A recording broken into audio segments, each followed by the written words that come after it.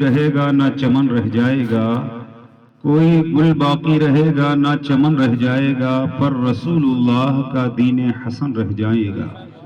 ہم سفیر و باغ میں ہے کوئی دم کے چہچہے، بلبلیں اڑ جائیں گی سونا چمن رہ جائے گا۔ اطلس و کم خواب کی پوشاک پہ نازاں نہ ہو، اس تنے بے جان پہ خاکی کفن رہ جائے گا۔ جو پڑھے گا صاحب لولاک کے اوپر درود، آگ سے محفوظ اس کا تن بدن رہ جائے گا۔ جاگنا ہے جاگ لے افلاک کے سایہ تلے، حشر تک سونا پڑے گا خاک کے سایہ تلے۔ ایک مرتبہ اور باواز بلند پڑھ لیں، اللہم صلی علی سیدنا شفیعنا حبیبنا مولانا محمد بارک وسلم، صلاۃ و سلام علیک یا رسول اللہ صلی اللہ تعالی علیہ وبارک وسلم۔ کتاب نور، کتاب ہدایت، قرآن مجید، فرقان حمید، برہان رشید کا پارہ نمبر 15، سورہ بنی اسرائیل کی آیت نمبر 85 کے چند الفاظ برکت حاصل کرنے کے لیے تلاوت کرنے کا شرف حاصل کیا ہے۔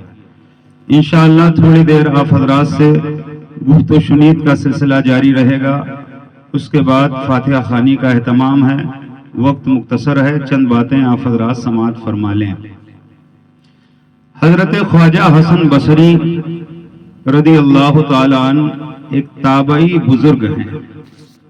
تابعی اسے کہتے ہیں جس نے ایمان کی حالت میں کسی صحابی رسول کو دیکھا ہو یا ان کی صحبت پائی ہو، انہیں تابعی کہا جاتا ہے۔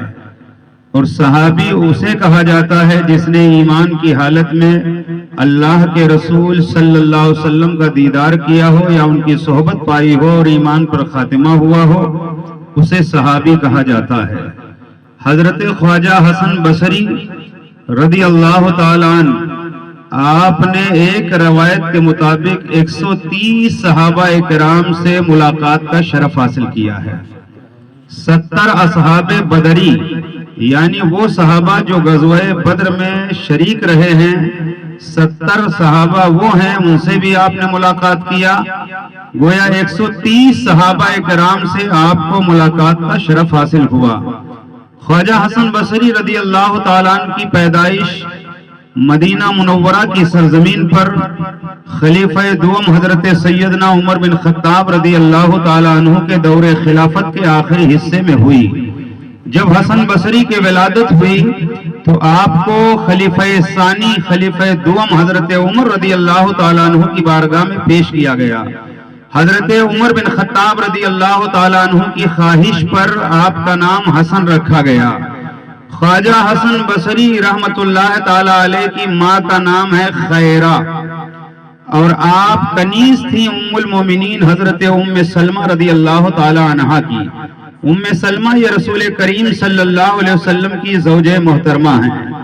ام سلمہ کی کنیز تھی حضرت خیرہ، اور جب حضرت حسن بصری دودھ کے لیے بے چین ہوتے، رونے لگتے، تو کیا قسمت ہے حسن بصری کی، آپ جب دودھ کے لیے ایام شیرخوارگی میں بے چین ہوتے تو حضرت ام سلمہ رضی اللہ تعالی عنہا آپ کو گود میں اٹھا لیتی اور اپنا دودھ پیش کر دیتی۔ حضرت ام سلمہ رضی اللہ تعالی عنہا کا دودھ پیا ہے حسن بصری نے، اور ام سلمہ رضی اللہ تعالی عنہا یہ دعا کرتی تھی، یا اللہ حسن کو مخلوق کا رہنما بنا دے۔ ام سلمہ رضی اللہ تعالی عنہ کی دعا کی برکت کا حال یہ ہوا کہ ہزارہ کرامتیں حضرت حسن بصری سے صادر ہوئیں، اور بہت سارے بھٹکے ہوئے لوگوں کو راہ راست پر چلنے کا موقع ملا۔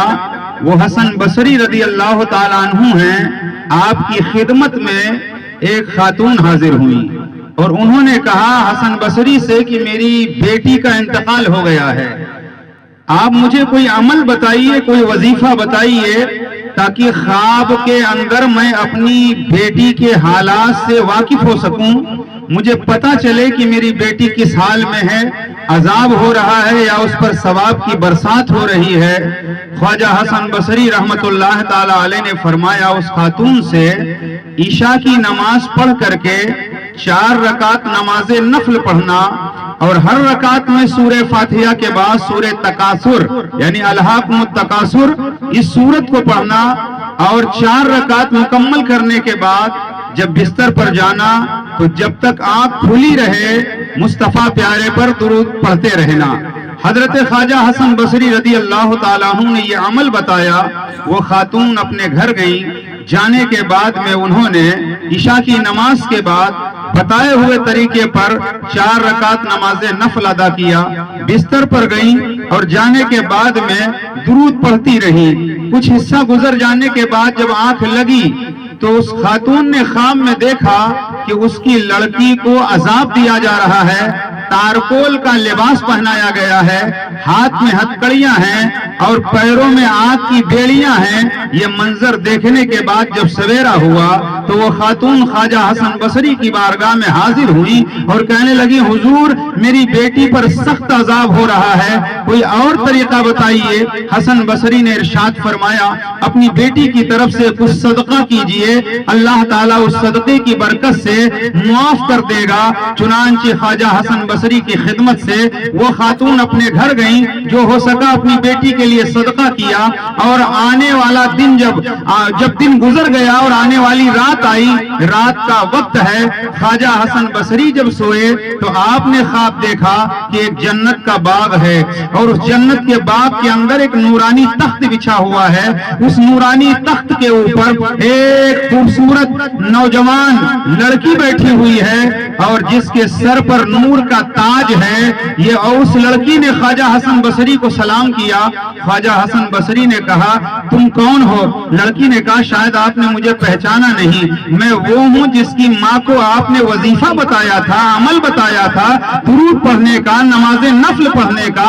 हजरत हसन बसरी ने फरमाया कि बात तो सही है मगर मामला बरअक्स है, तुम्हारी माँ ने तो बताया था कि तुम पर अजाब हो रहा है, तुम्हें तारकोल का लिबास पहनाया गया है, तुम्हारे हाथ में हथकड़ियां डाली गई हैं, पैरों में आग का लिबास है, लेकिन हम ये मंजर क्या देख रहे हैं? तो उस लड़की ने जवाब दिया है, हसन बसरी मेरी माँ ने जो बताया बात ठीक है, मगर मर्रा रजुलुन बिल मग़फ़िरति फसल्ला अला नबी वहदा सवाबुहा लिल अमवात। मैं जिस कब्र में दफन की गई थी उसी कब्रिस्तान के करीब से एक स्वालिह, एक नेक मर्द का गुजर हुआ, उसने दुरूद पाक पढ़ करके अहले कब्रिस्तान को ईसाले सवाब कर दिया, तो अल्लाह ने दुरूद पाक की बरकत से मेरा अजाब उठा लिया और मुझे ये मकाम अता कर दिया है, मुझे ये मकाम अता कर दिया है। दुरूद पाक की बरकत से मेरा अजाब उठा लिया गया है। और ऐ हसन बसरी बात इतनी नहीं, उस कब्रिस्तान में 70,000 मुर्दे थे जो इसी तरह अजाब में मुब्तला थे, मगर अल्लाह ने दरूद पाक की बरकत से 70,000 मुर्दों के ऊपर से अजाब उठा लिया है।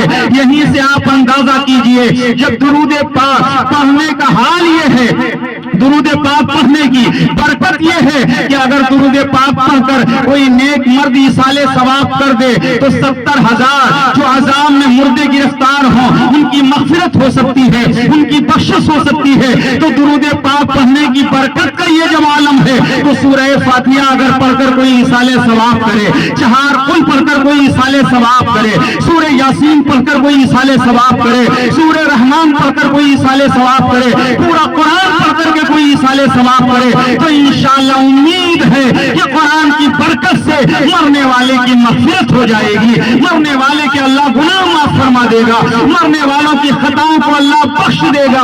यही वजह है कि हम अहले सुन्नत व जमात जब किसी का इंतकाल होता है तो जमा होकर के कुरान खानी करते हैं, कुरान की तिलावत करते हैं, कलमा शरीफ पढ़ते हैं, हम मरहूम के नाम इसाले सवाब करते हैं। क्योंकि अहले सुन्नत का अकीदा यह है कि हम जो इसाले सवाब करते हैं, अल्लाह के करम से इसाले सवाब की बरकत से मुर्दे का अजाब दूर होता है। चलते चलते बड़ी तेजी के साथ हजरत जुनैद बगदादी को कौन नहीं जानता, सैयद ताइफा सुल्तान औलिया जुनैद बगदादी जलवा गर हैं। आपकी खिदमत में चंद लोग बैठे हैं। एक नौजवान भी है। अचानक नौजवान के चेहरे पर परेशानी के आसार नुमाया हुए। ख्वाजा हसन बसरी ने नौजवान से पूछा, तेरे चेहरे पर परेशानी के आसार क्यों हैं? नौजवान ने कहा, मैंने यहाँ बैठे बैठे अपनी माँ को देखा है, मेरी माँ पे अजाब हो रहा है। इतना जब जुनैद बगदादी ने सुना तो आपने 1.25 लाख मर्तबा कलमे तैयबा पढ़कर रखा था। आपने हाथ नहीं उठाए बल्कि दिल ही दिल में उस नौजवान की माँ को इसाले सवाब कर दिया। लम्हा गुजरा था, थोड़ी ही देर के बाद हजरत जुनैद बगदादी ने देखा नौजवान के लबों पे मुस्कुराहट है, चेहरा खिला हुआ है। जुनैद बगदादी ने फरमाया, ए नौजवान अब क्या है, मुस्कुराने की वजह क्या है? नौजवान ने जवाब दिया, मेरी माँ के ऊपर से जो अजाब हो रहा था उठा लिया गया है। हजरत जुनैद बगदादी ने फरमाया, मैंने 1.25 लाख मरतबा कलमे तैयबा जो पढ़ा था उसका इसाले सवाब तेरी माँ के लिए मैंने कर दिया था। हजरात पता चला यही वजह है कि हम चना या किसी दूसरी सूरत में जब हम कलमे तैयबा पढ़ते हैं होना ये चाहिए कम से कम 1.25 लाख मरतबा कलमे तैयबा की तादाद पूरी की जाए। उम्मीद है कि कलमे तैयबा की बरकत से मरने वाले के गुनाह माफ हो जाएंगे। एक तो पता ये चला कि जुनैद बगदादी की खिदमत में बैठने वाला नौजवान जब इतना कामिल है कि जुनैद बगदादी की बारगाह में बैठे बैठे अपने कश्फ के जरिए से अपनी माँ को अज़ाब, अपनी माँ के ऊपर होने वाला अज़ाब भी देख सकता है, जो उस पर रहमत की बरसात हो रही है उसे भी मुलाहिदा कर रहा है। तो फकीर का जुमला दिल की तख्ती पर नोट करना, अरे जब एक अल्लाह के वली जुनैद बगदादी की बारगाह में बैठने वाले नौजवान की निगाहों का ये आलम है तो जुनैद बगदादी की निगाहों का आलम क्या होगा? और फिर जुनैद बगदादी की निगाहों का आलम हम आप जब ना समझ सकते हैं तो फिर इमामुल अंबिया की नजरों का आलम क्या होगा? जब ही तो बरेली से इमाम इश्क मोहब्बत सैयदी आला हजरत ने कहा, जिस तरफ उठ गई दम में दम आ गया, जिस तरफ उठ गई दम में दम आ गया, उस निगाहे इनायत पे लाखों सलाम, उस निगाहे इनायत पे लाखों सलाम।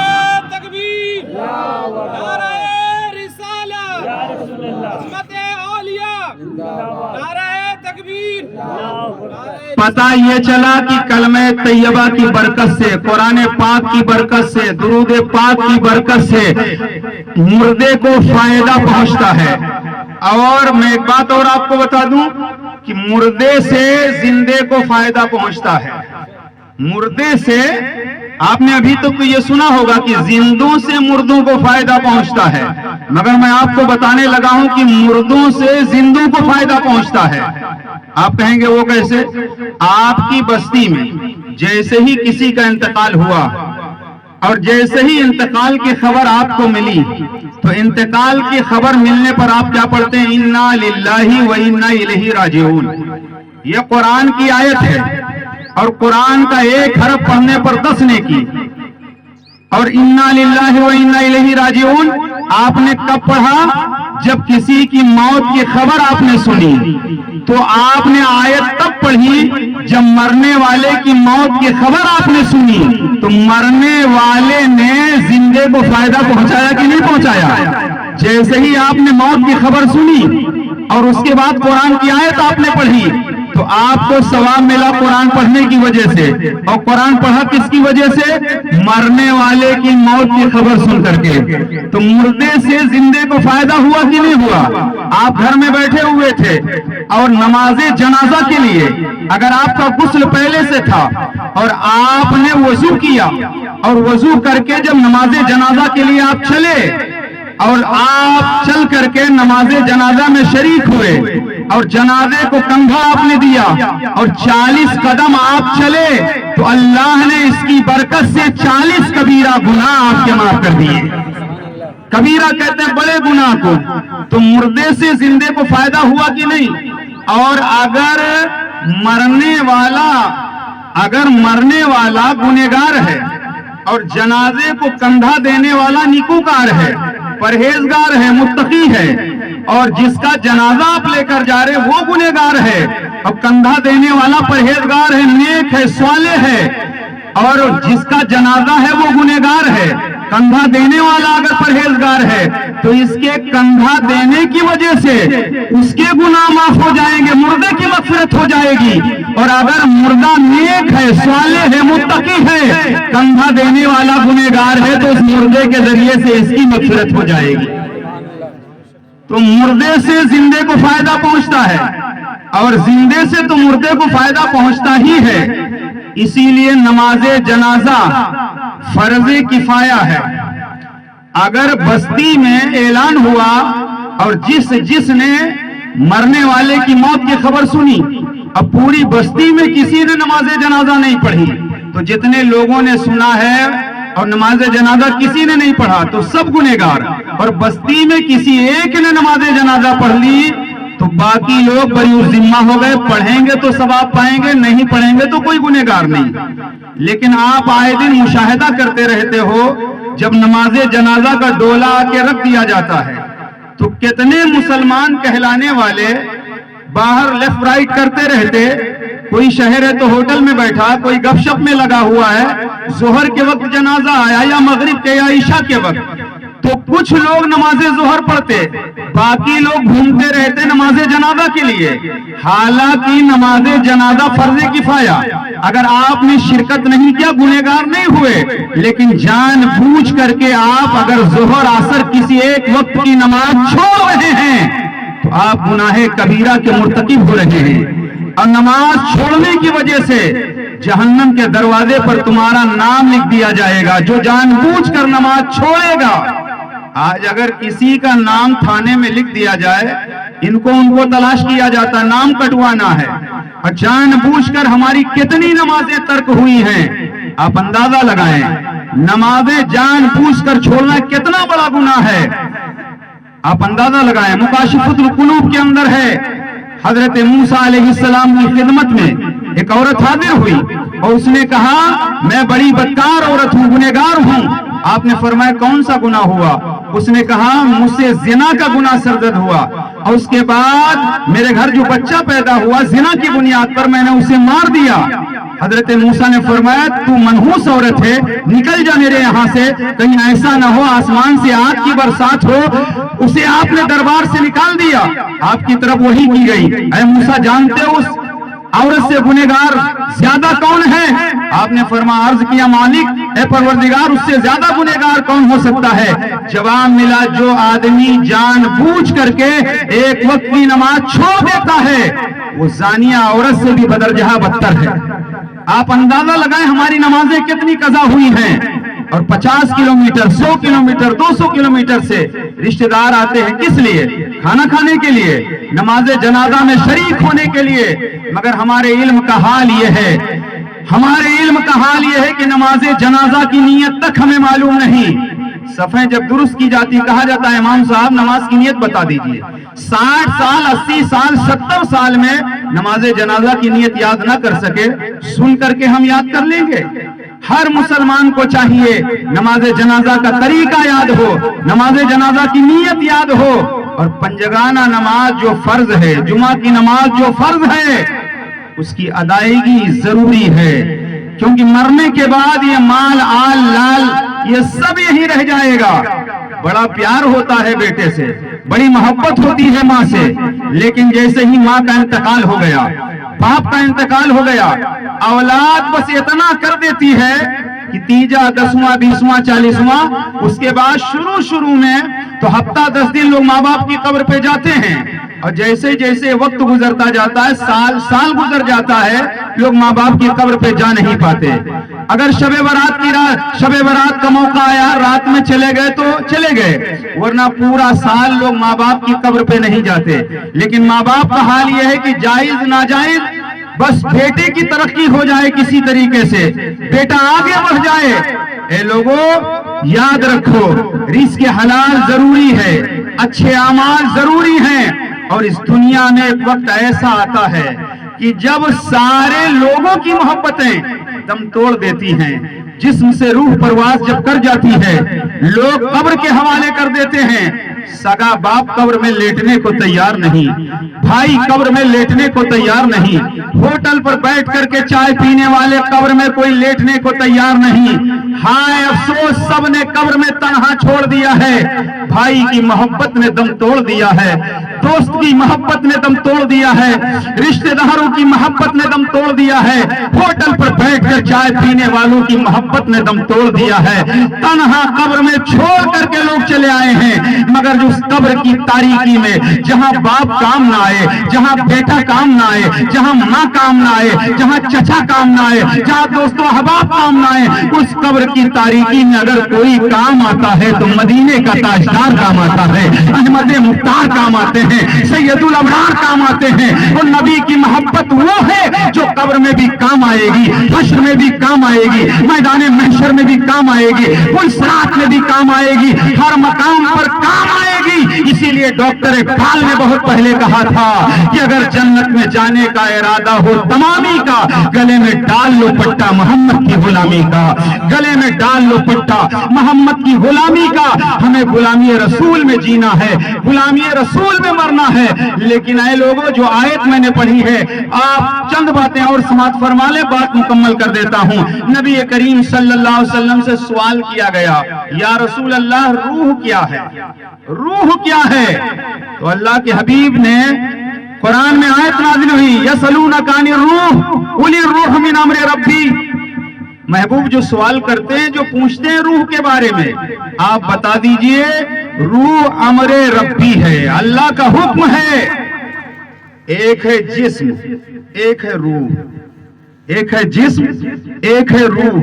रूह के बगैर जिस्म बेकार हो जाता है, रूह के बगैर जिस्म बेकार हो जाता है। और आज ये समझ लीजिए, जिस्म मरता है, रूह नहीं मरती है। जिस्म चंद दिनों के बाद सड़ जाता, गल जाता है, मगर रूह को फना नहीं है।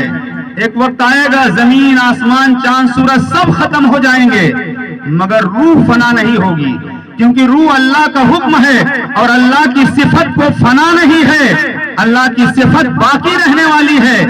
तो रूह फना नहीं होती, जिस्म मरता है, रूह नहीं मरती है। जैसे ही आपके हमारे जिस्म से जब रूह निकल जाएगी, तो रूह निकल जाने के बाद ऐलान क्या किया जाता है, फला का इंतकाल हो गया, फला की मौत हो गई। हालांकि हाथ वैसे हैं जैसे कल थे, आंखें वैसी हैं जैसे 2 घंटा पहले थी, चेहरा वैसे है जैसे 15 मिनट पहले था।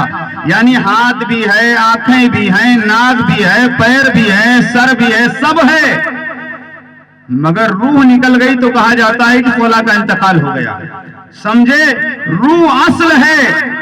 रूह निकल जाने के बाद हाथ है, मगर हाथ से पकड़ा नहीं जा सकता, आंखें हैं, खुली हैं, मगर मरने वाला देख नहीं सकता, कान है, दिमाग है, सब है, मगर रूह निकल गई। तो रूह निकल जाने के बाद अब वो पकड़ नहीं सकता, चल नहीं सकता। पता ये चला, अगर रूह जिस्म के अंदर है, हाथ काम करेगा, पैर काम करेंगे, मैदा काम करेगा, आंखें काम करेंगी, दिमाग काम करेगा, जुबान काम करेगी, पलकें काम करेगी, आंख काम करेगी, सब काम करेंगे, सारे आज़ा काम करेंगे।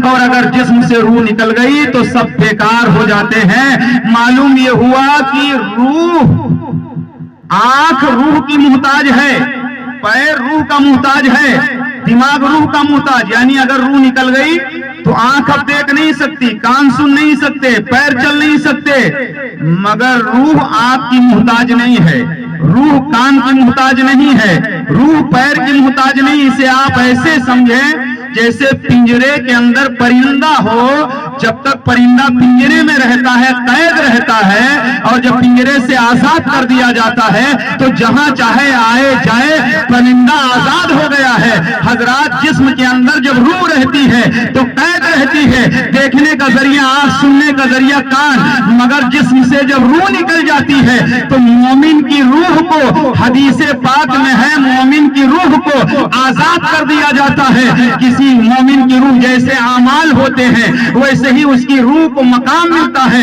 किसी की रूह आसमान के पहले आसमान पर, किसी की रूह दूसरे आसमान पर, किसी की रूह तीसरे आसमान पर, किसी की चौथे, पांचवें, छठे, किसी की रूह सब्ज परिंदे की सूरत में जन्नत में टहलती रहती है, किसी की रूह खाने काबा के करीब रहती है, किसी रूह को जमजम के कुएं के करीब मकाम मिलता है, किसी की रूह को गुंबदे खजरा के करीब मकाम ملتا ہے, مومن کی روح آزاد ہو جاتی ہے, جہاں چاہے آئے اور جائے, مومن کی روح آزاد کر دی جاتی ہے. مگر کافر اگر مرتا ہے, بے ایمان مرتا ہے, تو اس کی روح کو قید کر لیا جاتا ہے. اور سجین جو ساتوں زمین کے نیچے ایک جگہ ہے سجین, جہاں پر کافر مشرک کی روح کو قید کر دیا جاتا ہے, اور اس کی روح کو قید کر دیا جاتا ہے. یہاں سے ایک عقیدہ یہ ملا, جو لوگ کہتے ہیں کہ روح بھٹکتی رہتی ہے, بے ایمانوں کی فلا سوار ہیں, فلا سوار ہیں, فلا آ گئی, عقیدہ باطل ہے. کیونکہ کافر و مشرک کی روح کو قید کر دیا جاتا ہے, اور اس کی روح کو جب قید کر دیا جاتا ہے, روح باہر نہیں آتی ہے, تو یہ عقیدہ باطل ہے کہ فلا پر فلا کی سواری آ گئی ہے, فلا پر فلا کی سواری آ گئی ہے. یہ شیطان ہے مردود, جو سوار ہوتا رہتا ہے, کسی کی روح نہیں آتی. لیکن کتنے ان پڑھ اور جاہل ہیں کہ لوگ کہہ دیا کرتے فلا پر غوث اعظم ہے, فلا پر غریب نواز کی سواری ہے, فلا پر مخدوم اشرف کی سواری ہے. کسی کی سواری کسی پر نہیں آتی ہے. یہ جہالت ہے, حماقت ہے. حضرات, مومن کی روح آزاد رہتی ہے. اب سوال یہ پیدا ہوتا ہے, مان لیجئے 50 سال پہلے کسی کا انتقال ہوا, تو اب قبر میں تو بدن ہے نہیں, جسم سڑ گیا, گل گیا. ہم جا کے فاتحہ پڑھیں تو قبر کے قریب کھڑے ہو کر کے, تو جسم تو ہے نہیں قبر میں, تو سنے گا کون, سنے گا کون؟ تو سنو, روح کا اور جسم کا, مومن کی روح اور جسم کا تعلق اس طرح ہے, کہیں بھی روح رہے, کہیں بھی روح رہے. جیسے ہی کوئی سلام کرتا ہے قبرستان جا کر یا ایصال ثواب کرتا ہے, تو روح کا تعلق باقی رہتا ہے. آج کی دنیا میں اسے آپ یوں سمجھیں جیسے سیٹلائٹ کے ذریعے آپ موبائل لے کر کے کہیں جاتے ہیں تو پورا سیٹلائٹ آپ کے پاس نہیں ہوتا ہے. موبائل سیٹلائٹ کے ذریعے موبائل میں آپ کا نیٹ ورک آ جاتا ہے, اور تعلق موبائل سے سیٹلائٹ کا رہتا ہے. حضرات, جسم کا تعلق روح سے رہتا ہے. آپ جیسے ہی قبرستان جاتے ہو, اور یہ نبی نے کہا ہے, جب قبرستان جاؤ تو وہ السلام علیکم یا اہل القبور, تم پر سلامتی ہو اے قبر والو. علامہ ریحان رضا صاحب جلوہ بار ہیں, آپ ان سے پوچھئے, سلام کرنے کا بھی ضابطہ ہے, سلام کرنے کا بھی طریقہ ہے. سلام اسی کو کیا جائے گا جو سلام سنتا ہو, سن کر کے جواب دیتا ہو. آپ نے کبھی کرسی کو سلام نہیں کیا, کرسی صاحبہ السلام علیکم, کیونکہ آپ جانتے ہیں کرسی سلام سنتی نہیں ہے, نہ سن کر جواب دیتی ہے. آپ نے کبھی اپنے دروازے کو جا کر سلام نہیں کیا, اے دروازہ صاحبان السلام علیکم, کیونکہ آپ جانتے ہو دروازہ آپ کا سلام سنتا نہیں ہے. سلام اسی کو کیا جاتا ہے جو سلام سنتا ہو, سن کر کے جواب دیتا ہو. مصطفیٰ نے بتا دیا, قبرستان جاؤ تو سلام کرو, اور سلام کا ضابطہ یہ ہے, سلام اسی کو کیا جاتا ہے جو سلام سنتا ہو, سن کر کے جواب دیتا ہو. اگر قبرستان کا مردہ سلام نہ سنتا تو نبی سلام کرنے کی اجازت نہ دیتے. اب پتا چلا جب ہمارے تمہارے قبرستان کا مردہ ہمارا تمہارا سلام سنتا ہے, تو مدینے کا زندہ رسول درود و سلام بدرجہ اعلیٰ سنتا ہے. یہی مسلک اعلیٰ حضرت ہے. ارشاد فرماتے ہیں, دور و نزدیک کے سننے والے مقام, کانے لالے کرامت پہ لاکھوں سلام.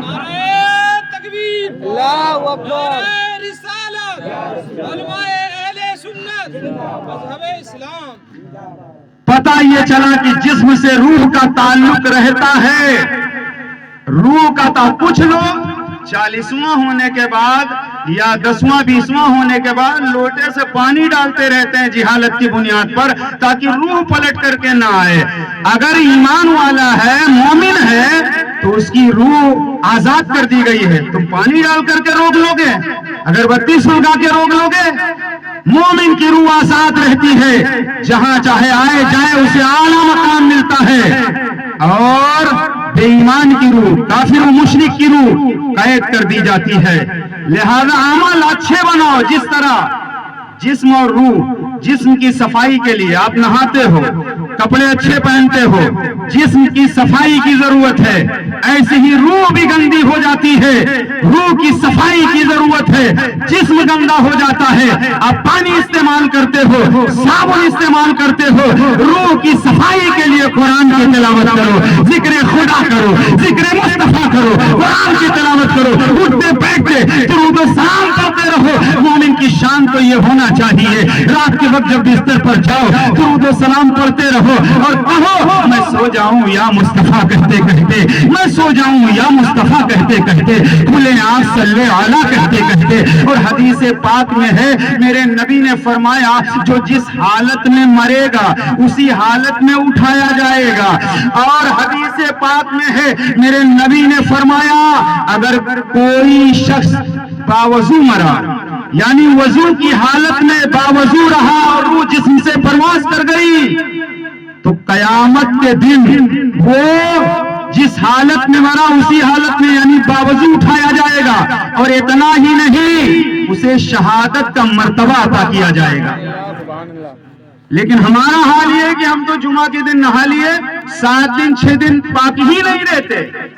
مسلمان کو ہر وقت پاک و صاف رہنا چاہیے، کیا خبر کب موت کی آگوش میں جانا پڑے۔ کر چکے کرنا جو تھا پھر سے توبہ کیجئے۔ میرے نبی فرماتے ہیں جب صبح کر لو تو شام کا انتظار نہ کرو، جب شام کر لو تو صبح کا انتظار نہ کرو، موت کا کوئی بھروسہ نہیں ہے، لہذا پاک و صاف رہو، باوضو رہو۔ اگر وضو کی حالت میں مر گئے تو شہادت کا درجہ ملے گا، شہیدوں کے زمرے میں اٹھایا جائے گا۔ اور باوضو رہو، پاک و صاف رہو، نماز روزے کی پابندی کرتے رہو۔ جو جس حالت میں مرے گا، خدا نہ کرے کوئی شراب پیتے پیتے مر جائے، کوئی جوا کے اڈے پہ مر جائے، کوئی تاڑی پیتے پیتے مر جائے۔ حضرات جو جس حالت میں مرے گا تو اپنی حالت اچھی رکھو، نہ معلوم کیوں اسی حالت میں ہماری روح قبض کر دی جائے، تو ہماری حالت اچھی ہونی چاہیے۔ روزانہ ہم پاک و صاف رہیں، اور موت کی تمنا کرنا، موت کی تمنا کرنا یہ ٹھیک نہیں ہے، لیکن موت کو یاد کرنا یہ ٹھیک ہے۔ جب موت کا آپ ذکر کرتے رہو گے آپ گناہ کی طرف نہیں جاؤ گے، آپ کے دل میں ڈر رہے گا، خوف رہے گا۔ قبرستان جاتے ہو عبرت نہیں پکڑتے، بڑے بڑے صحابہ قبرستان جاتے تھے، آنکھیں بھیگ جاتی تھی، اشکبار ہو جایا کرتی تھی آنکھیں۔ قبرستان عبرت کی جگہ ہے، قبرستان جایا کرو، قبرستان جایا کرو، ایصال ثواب کیا کرو۔